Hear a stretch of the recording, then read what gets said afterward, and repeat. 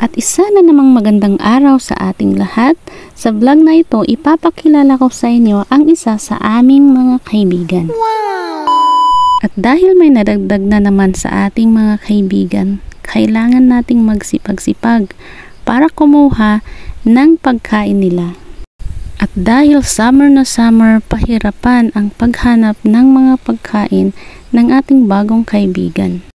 Kailangan nating dumayo para lang makakuha ng malinis at maayos na ipapakain sa kanila.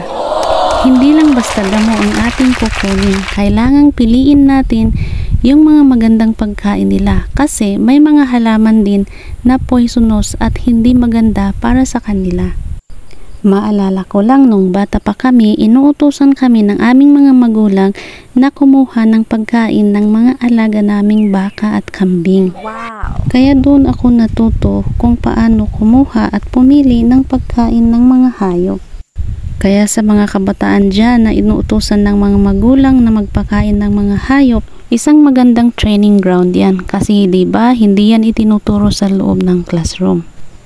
Kaya kapag sa isip ninyo, kawawa ang batang palaging inuutusan at maraming pinagagawa, hindi po sila kawawa. Ang kawawa, yung mga batang walang kaalam-alam sa mga trabaho sa bahay at mga trabaho sa bukid.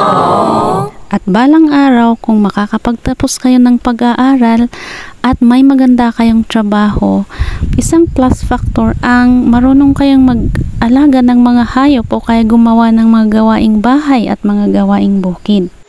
Kasi sa hirap ng buhay ngayon, kailangang kaliwat kanan kang magtrabaho para masustentuhan mo ang pangangailangan ng pamilya araw-araw. Ganito pala ang damo na paboritong kainin ng mga baka at pati na rin ang mga kambing, yung parang malalaking Bermuda grass. Kaya pinagtsatsagahan kong piliin kasi nakahalo ito sa mga iba't ibang uri ng damo sa bukid.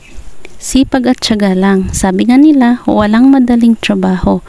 Kailangan sa lahat, kailangan ang sipag at tiyaga. At kapag may sipag at tiyaga, may nilaga. Ayan, tama na siguro ito.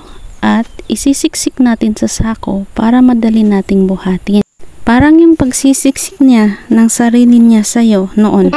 Siya nga pala, kasya lang ito sa isa nilang kainan. Kami siyang kakainin kasi bagong panganak pa lamang siya. Kayang-kaya ko naman siyang buhatin kasi hindi naman siya mabigat.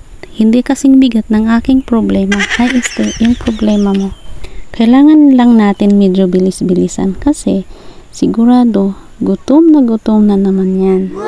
O diba, sabi ko na nga ba sa'yo naghihintay talaga sila kasi gutom siya. Hindi po pala kumakain masyado yung baby niya kasi less than 1 month pa nga pa siya. Parang tao din, kailangang marami siyang kakainin para marami siyang gatas para sa kanyang bagong panganak na baby. Kaya mahal kong kaibigan, bawal ka munang mag-diet ngayon. Kailangan malakas kang kumain. Siya nga pala, isa pa palang tip. Pag nagpapakain kayo ng mga hayop, huwag ninyong ilagay doon sa may dumi nila. Kasi sigurado hindi nila yon kakainin. Kaya ko siya hinila kanina kasi madudumihan yung pagkain niya, hindi rin niya kakainin yon.